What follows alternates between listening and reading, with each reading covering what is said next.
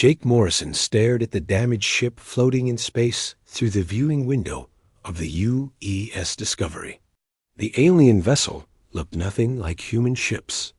Its smooth silver surface curved in ways that hurt his eyes to follow. Strange symbols glowed faintly along its hull, pulsing like a weak heartbeat. Smoke and debris drifted around it in the cold darkness of space. "Lieutenant Morrison, report to the bridge immediately," came the voice over the ship's communication system. Jake straightened his uniform and walked quickly through the corridors. The Discovery had been exploring the outer edges of human space for 6 months now. They had found many interesting planets and strange objects, but never anything like this captain. Amy Rodriguez stood at the center of the bridge, her arms crossed as she watched the alien ship on the main screen. "Jake, we're getting life signs from that vessel. One survivor. The ship appears to be from the Cathara species." Jake nodded. He had studied the Cathara during his training. They were known to be highly advanced, but very formal in their dealings with other species. Most humans found them cold and difficult to understand. Their technology was impressive, but they rarely shared it or showed much interest in friendship. "The survivor ship has been badly damaged by what looks like weapons." "Fire," said Dr. Lisa Park, the ship's doctor and psychologist. "We need to bring them aboard quickly, or they won't make it." "Understood," said Captain Rodriguez. "Jake, I'm assigning you as liaison officer. You'll be responsible for helping our guest once we get them aboard. Your job is to make sure they feel safe and to learn what happened to their ship." Jake felt nervous but excited. He had never met a Cathara before. "Yes, Captain. I'll do my best." The rescue operation took 2 hours. The alien ship's docking system was completely different from human designs. The engineering team had to cut through the hull carefully to reach the survivor. When they finally brought her aboard, Jake got his first look at a living Cathara. She was tall and thin, with pale blue skin that seemed to shimmer slightly under the ship's lights. Her hair was white and fell straight to her shoulders. Her eyes were large and golden, and they seemed to take in everything around her with careful attention. She wore a form-fitting suit that looked both practical and elegant. The medical team rushed her to the sick bay immediately. Dr. Park worked for hours to stabilize her condition. Jake waited outside, reading everything he could find about Cathara, physiology, and culture. He wanted to be ready when she woke up. 3 days later, Dr. Park told Jake that the alien was ready for visitors. "She's physically stable now," the doctor explained. "But be careful. She's been through trauma, and we don't know how she'll react to humans." Jake entered the medical bay quietly. The Cathara was sitting up in bed, looking around the room with those sharp golden eyes. When she saw him, she straightened her posture and spoke in perfect formal English. "I am Zaravel 9 of the Cathara Science Division, Exploration Branch, Subsection Advanced Engineering. I express gratitude for the preservation of my biological functions. I request information regarding the current status of my vessel and the circumstances of my rescue." Jake blinked. Her voice was clear and musical, but completely without emotion. She spoke like she was reading from a manual. "Hello," he said, trying to sound friendly. "I'm Lieutenant Jake Morrison. I'm glad you're feeling better. Your ship was badly damaged when we found you. I'm sorry, but it couldn't be saved." Zaravel 9 showed no reaction to this news. "Understood. I request permission to contact my superiors to report my status and request extraction." "Of course," Jake said, "but our communication systems might not be compatible with yours. We'll need some time to work on that. In the meantime, you're welcome to stay here as our guest." "I do not comprehend the term guest in this context."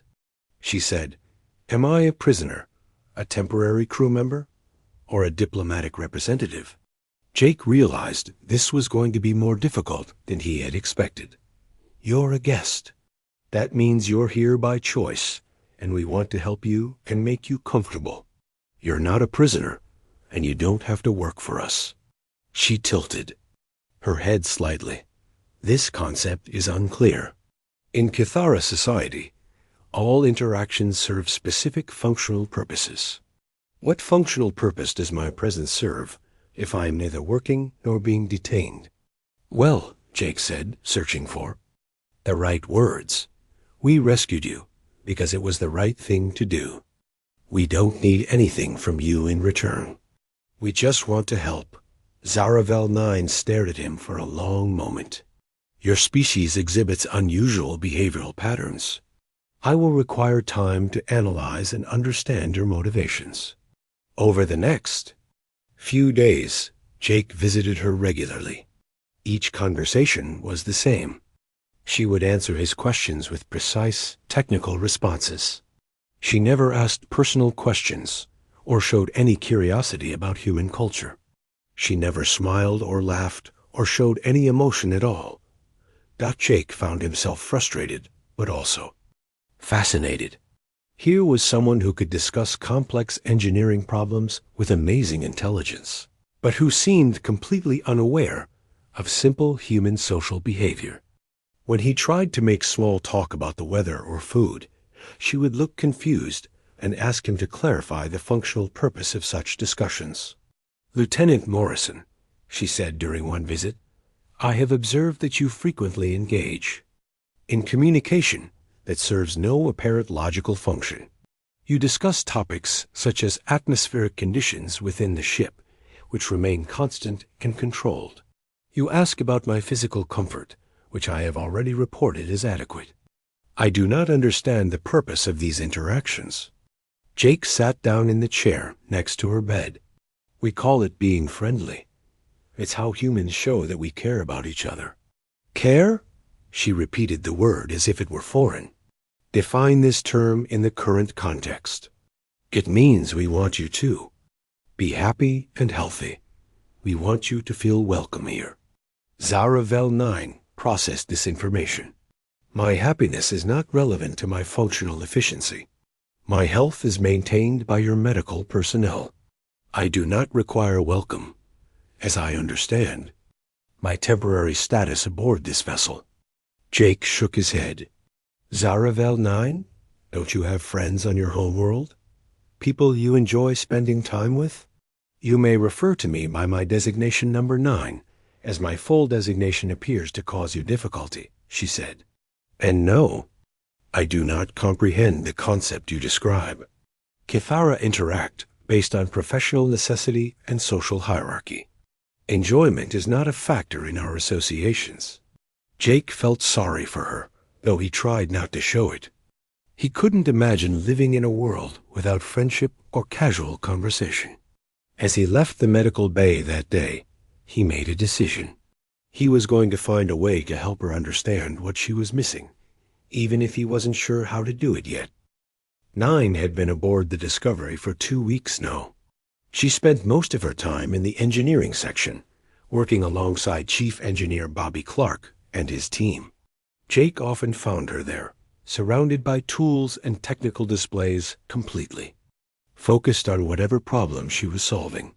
She's incredible, Bobby told Jake one afternoon. I've never seen anyone understand our system so quickly. She fixed that plasma conduit problem we've been struggling with for months. Took her about 20 minutes. Jake watched 9 through the engineering bay window. She moved with precise, efficient motions, never wasting a movement or gesture. When she spoke to the other engineers, it was only to ask specific technical questions or give exact instructions. She treated every human interaction like a business meeting. Has she talked to anyone about anything other than work? Jake asked. Bobby shook his head. Nope.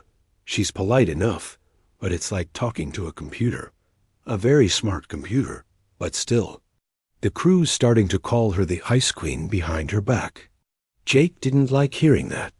She's not cold on purpose. It's just how her people are. Maybe, Bobby said. But it's hard to warm up to someone who acts like you're just another piece of equipment. Jake decided to spend more time with Nine, trying to understand her better.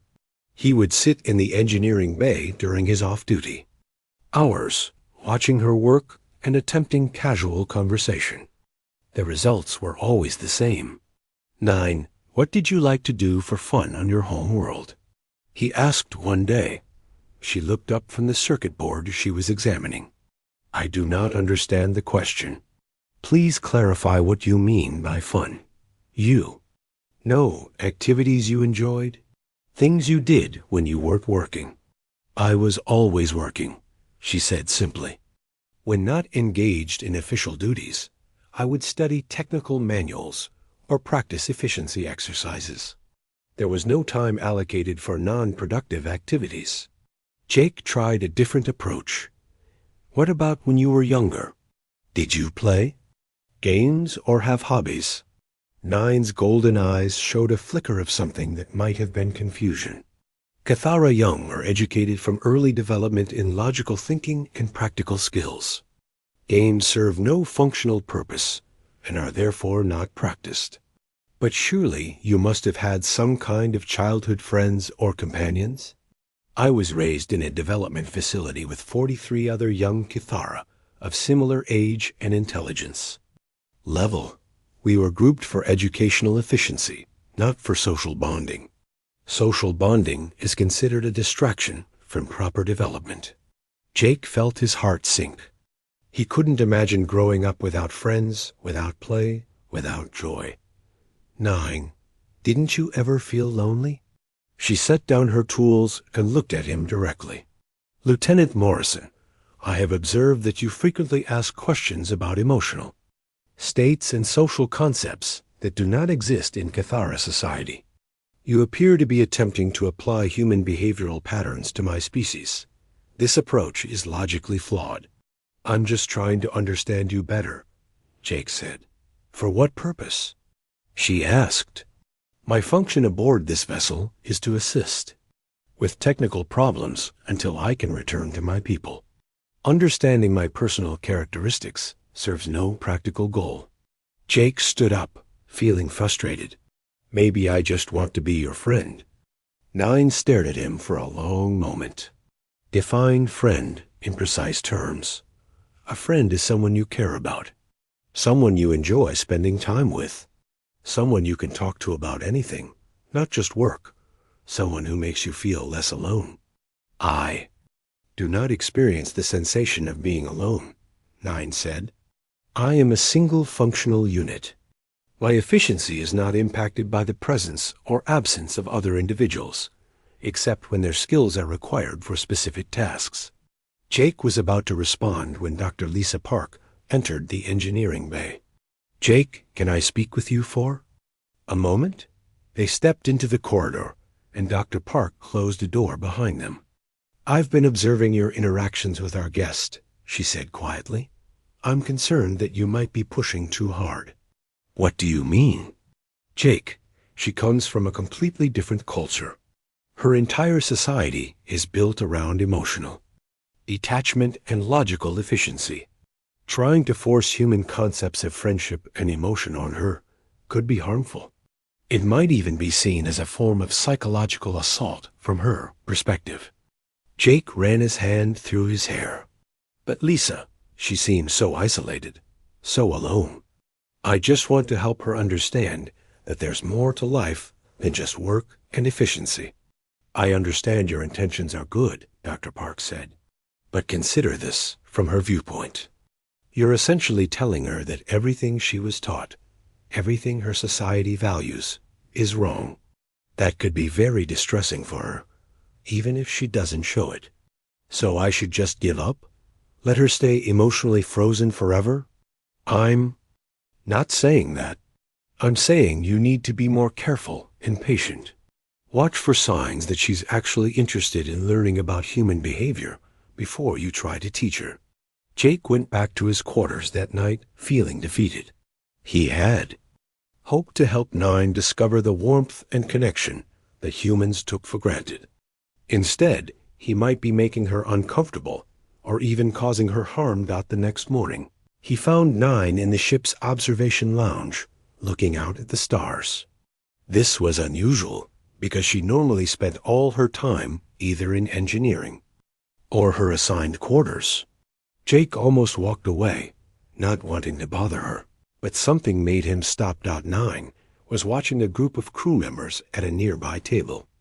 They were playing cards and laughing loudly at something one of them had said. Jake noticed 9's head tilt slightly as she observed their behavior. Jake approached carefully. "Mind if I sit here?" 9 nodded without looking away from the card. "Players, Lieutenant Morrison, I have a question about human behavior." Jake felt a spark of hope. This was the first time she had ever asked him anything personal. "Sure. What would you like to know?" "The individuals at that table are engaging in an activity that appears to serve no productive purpose. They are manipulating small pieces of decorated paper and making sounds that indicate emotional responses. Yet they continue this behavior voluntarily. Why?" Jake looked at the card players. They were off-duty crew members enjoying a friendly game of poker. They're having fun. They enjoy each other's company, and the game gives them a way to spend time together and relax. "But they are not accomplishing any useful tasks," 9 said. "They are not improving their skills or contributing to ship operations. How can this be considered efficient use of their time?" "It doesn't have to be efficient," Jake explained. "Sometimes humans do things just because they make us happy. Being happy and relaxed actually helps us work better when we need to." 9 turned to look at him directly. "Happiness improves functional efficiency?" "In a way, yes. When people feel good, they're more creative, more motivated, and they work better together as a team." 9 appeared to consider this information carefully. "This suggests that emotional states have practical applications I had not previously considered." Jake felt encouraged. "Exactly. Humans aren't just logical machines. Our emotions and relationships are part of what makes us effective. I would like to observe more examples of this phenomenon," 9 said quietly. For the first time since meeting her, Jake saw what might have been curiosity in her golden eyes. It was a small change, but it gave him hope that maybe, just maybe, he was beginning to reach her after all. "I'd be happy to show you," Jake said, and for once, 9 didn't ask him to define what he meant by happy. The alarm bells started ringing at 0347 hours ship time. Jake bolted upright in his bunk as the emergency lights bathed his quarters in red. Captain Rodriguez's voice came over the communication system, calm but urgent. "All hands to emergency. Stations, we have a critical failure in the main engine core. This is not a drill." Jake threw on his uniform and ran toward the engineering section. The corridors were filled with crew members moving quickly to their assigned positions. When he reached engineering, he found chaos. Chief Engineer Bobby Clark was shouting orders while displays flashed warning messages in bright red text. "The magnetic containment field is failing," Bobby yelled over the noise. "If we can't stabilize it in the next 2 hours, the engine core will breach. We'll lose main power and life support." Jake looked around and spotted 9 standing at a computer terminal, her fingers moving rapidly over the controls. Her usual calm expression had been replaced by intense concentration. She had obviously been working on the problem since the alarm first sounded. "What can I do to help?" Jake asked Bobby. "Stay out of the way," Bobby replied. "Unless you know something about quantum magnetic field generators that you haven't told me about." "Actually," 9 said without looking up from her screen, "Lieutenant Morrison's assistance would be valuable. I require someone to manually adjust the field harmonics while I recalibrate the containment matrix from here." Bobby looked surprised. "Are you sure? That's dangerous work." "If he makes a mistake, I will guide him through the procedure," 9 said. His manual dexterity and ability to follow precise instructions make him suitable for this task. Jake felt both honored and terrified. Nine had never asked for his help with anything technical before. Just tell me what to do. For the next hour and 45 minutes, Jake worked alongside Nine in perfect coordination. She would call out specific adjustments, and he would make them exactly as instructed. The work was delicate and dangerous. One wrong move could cause an explosion that would destroy the ship. Increase harmonic frequency by 0.03%, Nine said.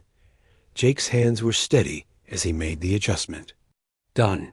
Now rotate the phase alignment 7 degrees clockwise. 7 degrees clockwise completed. They worked like this for what felt like forever. Jake had never concentrated so hard in his life. Sweat dripped down his face as he made tiny, precise movements on controls that could kill them all if handled incorrectly. But somehow, with Nine guiding him, he felt confident. Field stabilization at 92% and rising, Bobby announced. Whatever you two are doing, keep doing it. Final adjustment, Nine said. Reduce containment pressure by exactly 2%. Jake made the last change, and suddenly all the alarms stopped. The red warning lights switched back to normal white. The displays showed green across the board. The engine core was stable. Outstanding work, Captain Rodriguez said as she entered engineering.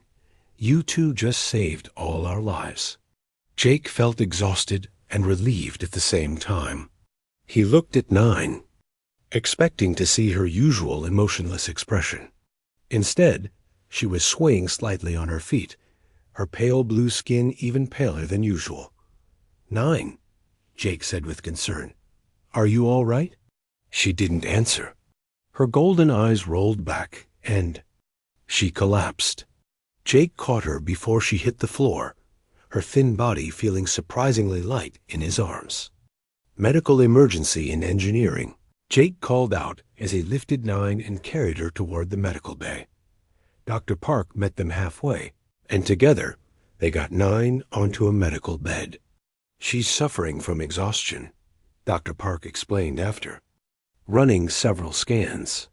Her species apparently requires more rest than we realized.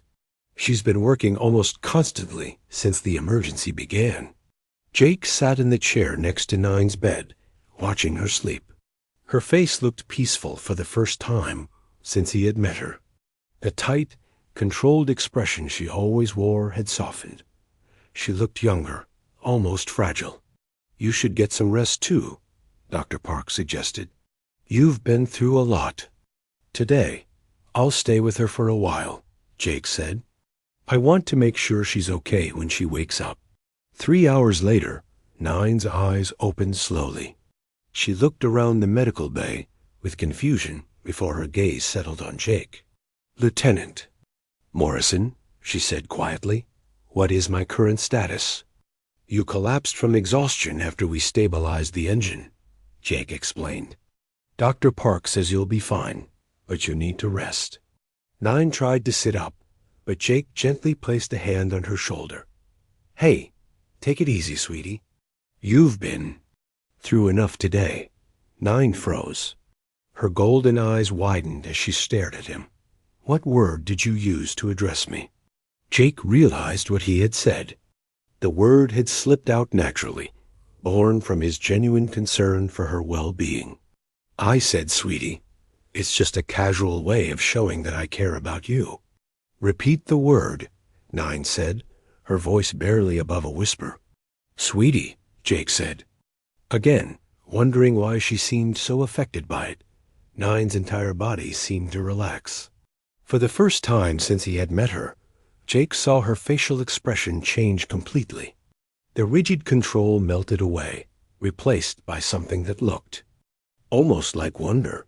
I have never heard such a term before, she said softly. In my language, there are no words that serve only to express care or affection. All communication serves functional purposes. Humans have lots of words like that, Jake said. We call them terms of endearment.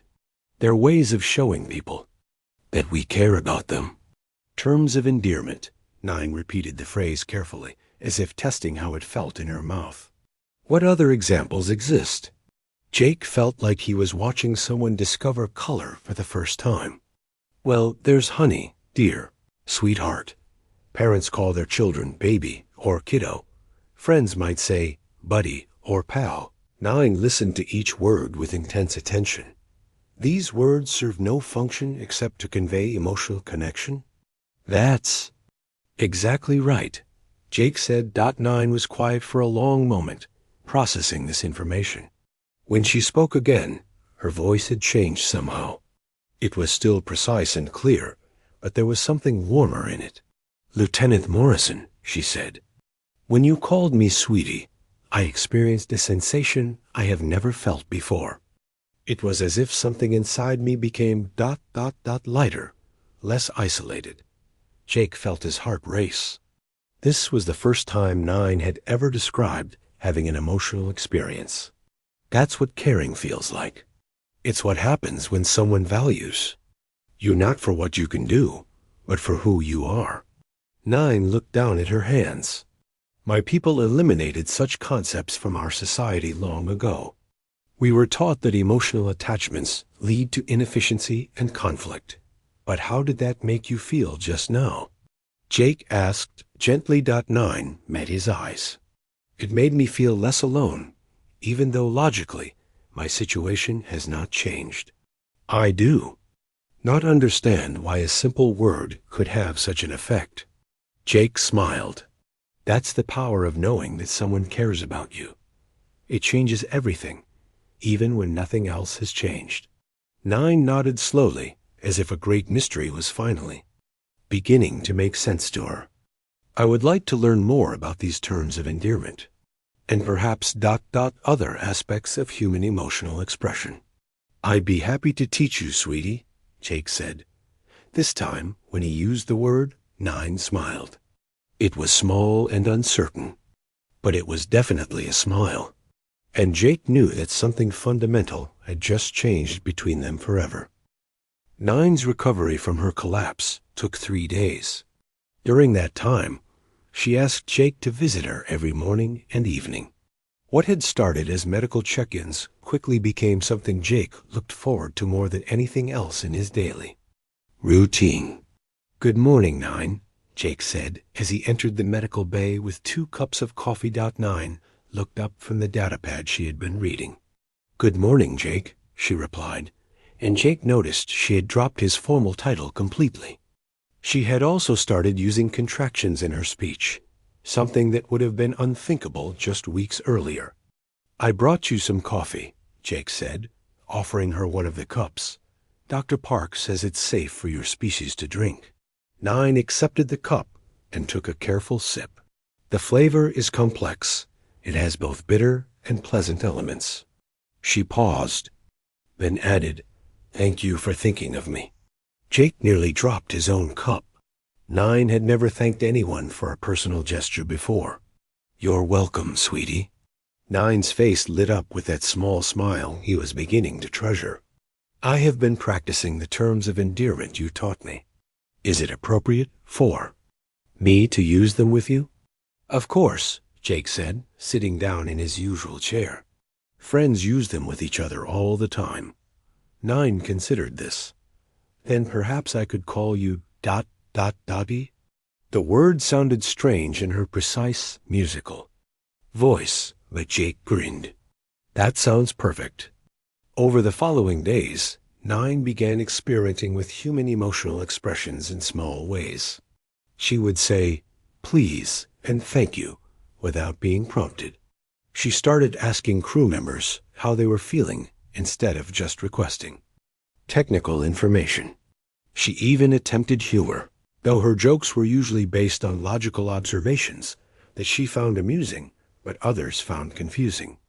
Lieutenant Morrison, Chief Engineer Bobby Clark, said to Jake one afternoon, What have you done to our Cathara friend?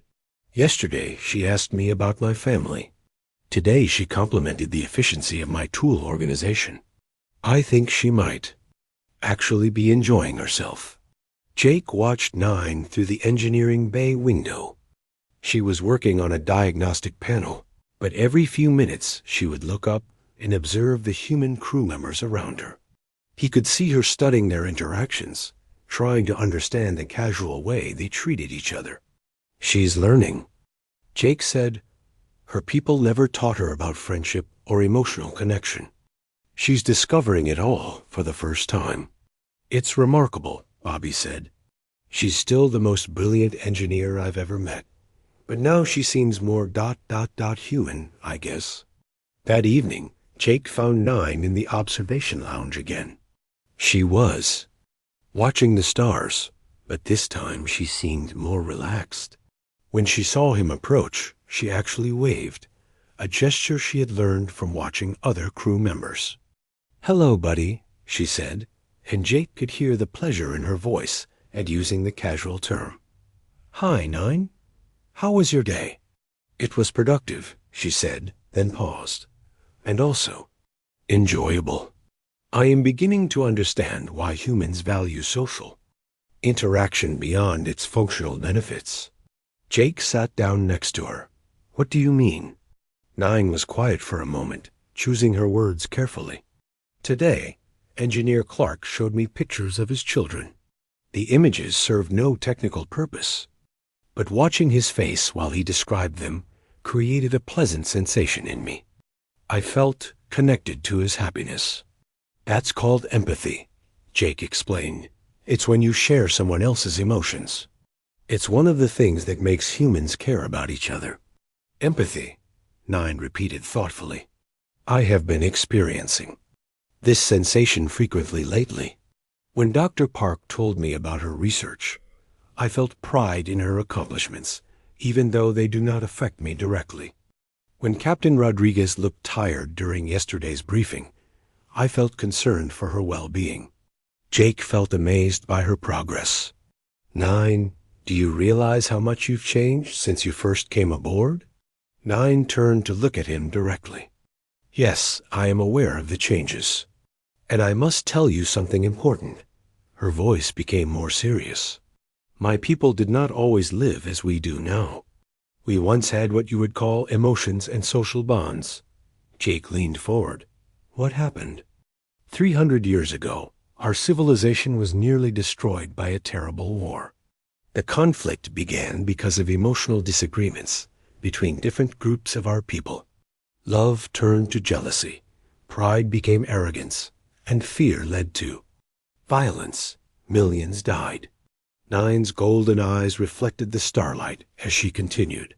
"After the war ended, our leaders decided that emotions were too dangerous. They systematically eliminated emotional expression from our society. Children were raised in facilities like the one where I grew up. Personal relationships were forbidden. Art, music, and literature that expressed feelings were banned." "That's horrible," Jake said quietly.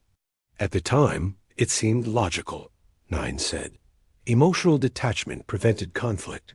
Our society became efficient and productive. We advanced rapidly in science and technology, but we lost something essential in the process." "You lost what makes life worth living," Jake said. Nine nodded. "I am beginning to understand that now. The experiences I have had aboard your ship have shown me what we gave up. The warmth of friendship, the joy of shared laughter, the comfort of knowing someone cares about your well-being." She paused. "I do not wish to return to a life without these things." Jake felt his heart sink. "But you'll have to go back to your people eventually, won't you?" "Yes," Nine said sadly. "My absence will be noted, and they will come looking for me. When they find me, they will expect me to return to my previous existence." "What if you refused?" Nine shook her head. "Individual desires are not considered valid reasons for abandoning one's duties to society. I would be classified as mentally damaged and subjected to corrective treatment." Jake didn't like the sound of that. "What kind of corrective treatment?" "Procedures to remove the emotional responses I have developed here. I would be returned to my previous state of logical efficiency." Nine's voice became very quiet. I would forget what it feels like to have friends. I would forget what it means when someone calls me sweetie. Jake felt angry and sad at the same time. There has to be another way. Perhaps, Nine said. But I do not know what it would be. They sat in silence for a while, looking out at the stars. Finally, Nine spoke again. Jake, she said, and he noticed she had used his first name without his title. Whatever happens, I want you to know that meeting you has been the most meaningful experience of my life. You have shown me that there is more to existence than mere function. You have given me the gift of understanding what it means to care for another being. Jake turned to face her. Nine, you've changed my life too. You've shown me how precious the things we take for granted really are. Friendship, laughter, simple kindness. I never realized how lucky we are to have them. Nine reached over and carefully placed her hand on top of his. It was the first time she had ever initiated physical contact with anyone. Thank you, buddy, she said softly, for everything. Jake squeezed her hand gently. Thank you too, sweetie, for showing me what courage really looks like. As they sat together watching the stars, Jake made a silent promise to himself. Somehow, he would find a way to help Nine keep the emotional connections she had discovered.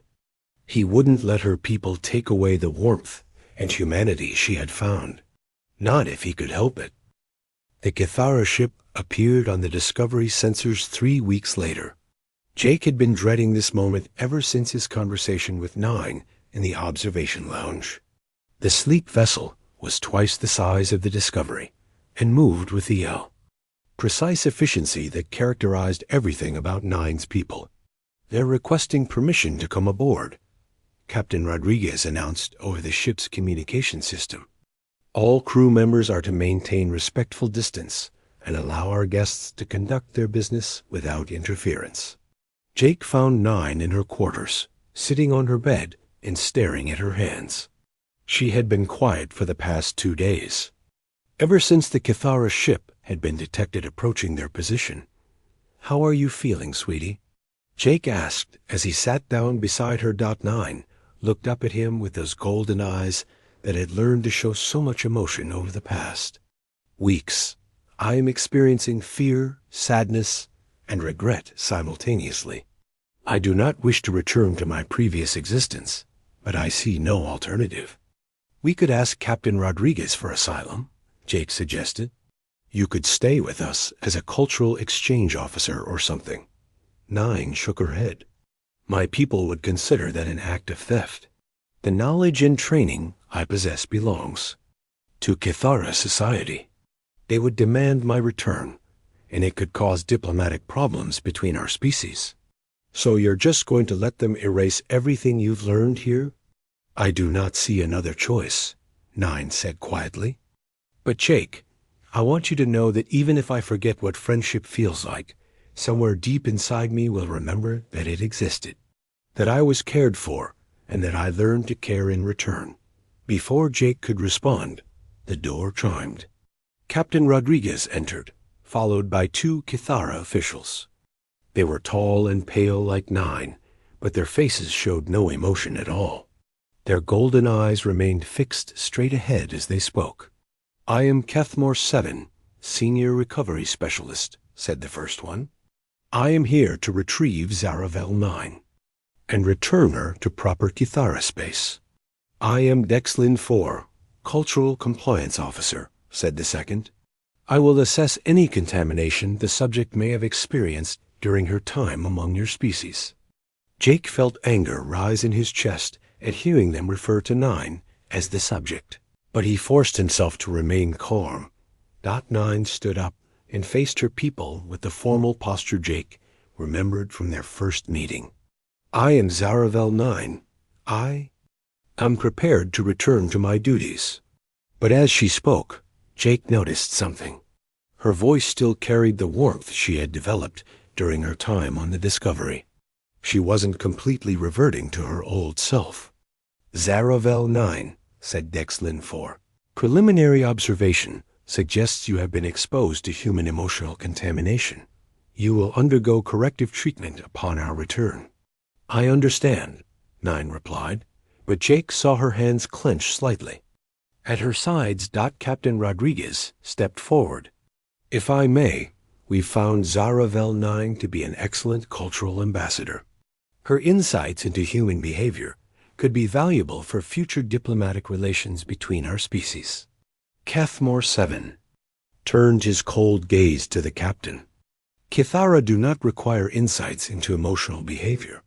Such knowledge serves no functional purpose." "Actually," 9 said suddenly, and everyone turned to look at her, "I believe my experiences here could serve an important function." Dexlin 4's expression didn't change, but he tilted his head slightly. "Explain." 9 took a deep breath. "I have observed that humans achieve superior results in many areas through emotional cooperation. Their team efficiency, creative problem solving, and motivation levels all improve when they maintain social bonds. This suggests that emotional connections may have practical applications we have not considered." Jake felt hope rising in his chest. 9 was using logic to defend her emotional growth. "Furthermore," 9 continued, "I believe that studying human emotional behavior could give us advantages in future negotiations and collaborations. Understanding their motivations would allow us to interact with them more effectively." The two Kithara officials exchanged glances. "This hypothesis requires evaluation," Cathmore 7 said finally. "You will return with us for assessment and possible reassignment to diplomatic research." "I accept this assignment," 9 said formally. As the Kithara officials prepared to leave, 9 turned to Jake. "Lieutenant Morrison, I wish to express my gratitude for your assistance during my recovery period." It was a formal goodbye, the kind of thing the old 9 would have said, but as she spoke, she winked at him. Actually winked. It was so subtle that only Jake could see it, but it told him everything he needed to know. She was going to be okay. "It was my pleasure, 9, Jake said, putting slight emphasis on her nickname. "I hope we meet again someday."